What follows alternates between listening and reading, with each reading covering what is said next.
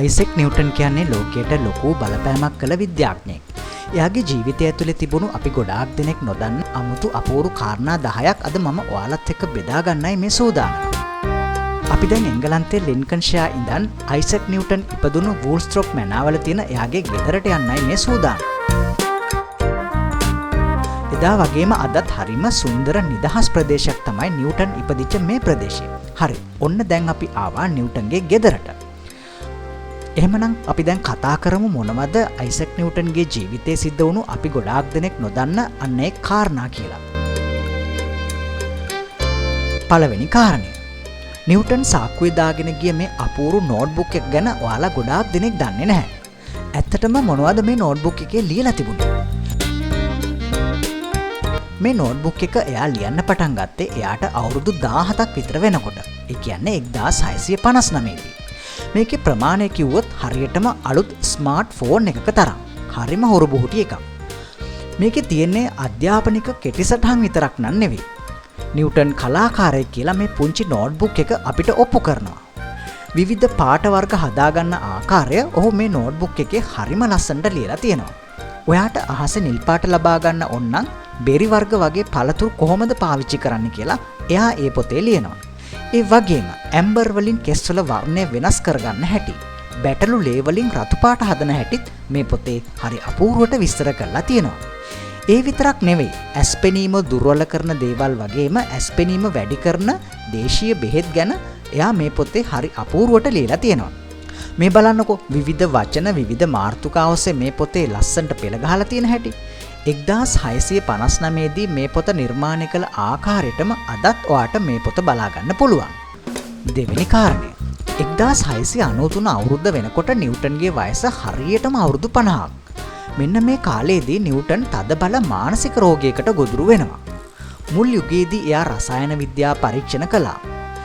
ඒ සඳහා පාවිච්චි කරපු රසදිය නිව්ටන්ගේ මොළය තුලට යාම නිසා මෙවැනි රෝගී තත්ත්වයකට නිව්ටන් පත්වෙච්ච බව එක මතයක්. කොහොම නමුත් අවුරුදු 1කමාරක් වගේ දිගු කාලයක් තුල නිව්ටන් මේ තදබල මානසික රෝගයෙන් පෙළෙච්ච බව සඳහන් වෙනවා. තුන්වන කාරණය. 1666 අවුරුද්දේ අයිසෙක් නිව්ටන්ගේ නිවස ඇතුලේ ගින්නක් හට ගන්නවා. මේ ගින්න නිසා නිව්ටන් ලියපු බොහොම වැදගත් ලිපි ලේඛන රාශියක් විනාශයටපත් වෙනවා. මොනවද මේ විනාශයටපත් වෙච්ච ලිපි ලේඛන? ඒ අතරේ නිව්ටන් නියම ගුරුත්වාකර්ෂණය ගැන ලියපු ලිපි ලේඛන ගොඩාක් තිබුණා. ඉතින් පස්සේ කාලෙකදී නිව්ටන්ට මේ ගුරුත්වාකර්ෂණය ගැන සටහන් වගේම නිව්ටන් නියම ගැන ලිපි ලේඛන නැවතත් ලියන්න සිද්ධ වුණා. ඔයාලා අද මේ පරිශීලනය කරන ගොඩක් දේවල් නිව්ටන් පසු කාලීනව නැවත ලියපු ලිපි ලේඛන. හතරවෙනි කාරණය. නිව්ටන් කියන්නේ දැඩි ආගමික මතධාරියෙක්. එයා බයිබලය බොහොම තදින් අධ්‍යයනය කළා. ඒ ගැන ලොකු විශ්වාසයක් නිව්ටන්ට තිබුණා. විද්‍යාඥයෙක් වුණත් නිව්ටන්ගේ මේ මතය හරිම ගැඹුරින් සහ හරිම තදබල විදියට එයා විශ්වාස කළා.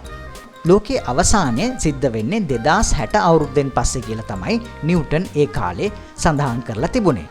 ලෝකයේ කිසිම ආකාරයකින් 2060ට කලින් විනාශ නොවන බවත් ඔහු තමන්ගේ ආගමික විශ්වාස මත ප්‍රකාශ කළා. පස්වෙනි කාරණය. නිව්ටන් කේම්බ්‍රිජ් සරසවියේ මහාචාර්යවරයෙක් විදියටත් වරකපත් වුණා. ඔහු බොහෝ දේවල් ගැඹුරින් හදාරපු බුද්ධිමතෙක් වුණත් ඔහුට තමන් දන්න දේ බොහොම රසවත්ව උගන්වන්න නම් බැරි වුණා. නිව්ටන් උගන්වන දේවල් බොහෝ ශිෂ්‍යයන්ට තේරුම් ගන්න අමාරු වුණා. අන්න ඒ හින්දාම නිව්ටන්ගේ දේශනවලට සිසුන්ගේ පැමිණීම ඉතාම අඩුවෙන් තමයි සිද්ධ වුණේ. 6 වෙනි කාරණය. නිව්ටන් තමන්ගේ පර්යේෂණ පත්‍රිකා ගැන අදහස් තමන්ගේ හිතවත් අයෙකු සමග වුණත් සාකච්ඡා කළේ බොහෝම කලාතුරකින්. සමහර තොරතුරු වසර ගණනාවක් රහසිගතව තබාගෙන හිටියා. නිව්ටන් ගොඩාක් බය වුණා තමන්ගේ තොරතුරු අනික් අය දැනගනීවි කියලා. ඒ හින්දාම සමහර දේවල් මුද්‍රණය කිරීමට නිව්ටන්ට බොහෝ කාලයක් ගත වුණා. 7 වෙනි කාරණය. අයිසෙක් නිව්ටන්ගේ වැඩ නම් හරි අමුතු හිතාගන්න බැරි දේවල්. එයා තමන්ගේ සමහර පර්යේෂණ සඳහා අධි අවදානම් දේවල් අත්හදා බලපු කෙනෙක්. විශේෂයෙන්ම ප්‍රකාශ විද්‍යාවේ සමහර පර්යේෂණ සඳහා නිව්ටන් තමන්ගේම ඇහැ වරක් ඉන්දිකටුවකින් සිදුරු කරගනු ලැබුවා. ආලෝකයේ ගමන ගැන සෙවීම සඳහා ඔහු මේ භයානක පර්යේෂණය සිදු කළා. වාසනාවකට නිව්ටන් අන්ධ නොවී බේරුණා. 8 වන කාරණය. මීට අවුරුදු 1000කට විතර පෙර ආරම්භ කරපු එංගලන්තයේ කාසි නිපදවන රොයල් මින්ට් කියන ආයතනයේ බාරකරු විදියට 1699 දී නිව්ටන් පත් කරනු ලැබුවා. නිව්ටන් තමන්ගේ මරණය දක්වාම අවුරුදු 28ක් එහි සේවය කළා. එම රාජකාරිය උනේ ව්‍යාජ විදියට කාසි නිපදවන්නන් සොයලා ඔවුන්ට දඬුවම් ලබලා දීම.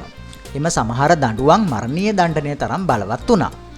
නිව්ටන් පෞද්ගලිකව මේ වගේ දේවල් වලට තමන්ගේ බුද්ධි තොරතුරු රැස් කිරීම සිද්ධ කළා. ඒ සඳහා ජාලයක් නිර්මාණය කළා. 9 වෙනි කාරණය. නිව්ටන් විවාහ නොවී සිටීම ගැන හේතු රාශියක් විවිධ මූලාශ්‍රවල සඳහන් වෙනවා. තමන්ගේ මවගේ දෙවන විවාහය නිසා ගැටවර විය හිටපු නිව්ටන් විඳපු වේදනාවන්, ශාරීරික පීඩාවන් මේ අවිවාහකත්වයට බලපාන්න නැති බව සමහරුන්ගේ මතය.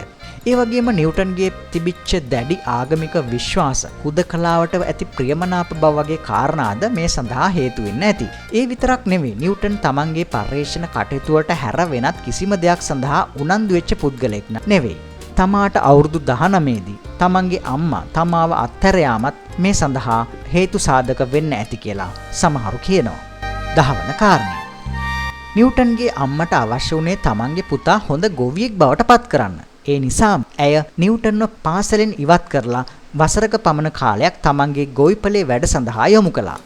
නමුත් නිව්ටන්ගේ අම්මගේ ඒ උත්සාහය සාර්ථක වුණේ නැහැ. ඒ සියල්ල අතරින් ගොවිපල ඇතුළේදීම නිව්ටන් ගුරුත්වාකර්ෂණය ගැන සොයාගත්තා. අවසානයේ නිව්ටන් තමන්ගේ ඉරණම් ගමන ගියේ ලෝක පූජිත විද්‍යාඥයෙක් බවට පත් වෙනවා. ඉතින් අද වීඩියෝවේදී අපි නිව්ටන්ගේ ජීවිතයේ තියෙන බොහොම දුර්ලභ අපි ගොඩාක් අය නොදන්න කාරණා 10ක් ගැන සාකච්ඡා කළා. මේ වගේම බොහොම රසවත් වීඩියෝවකින් අපි නැවත හමු යමු.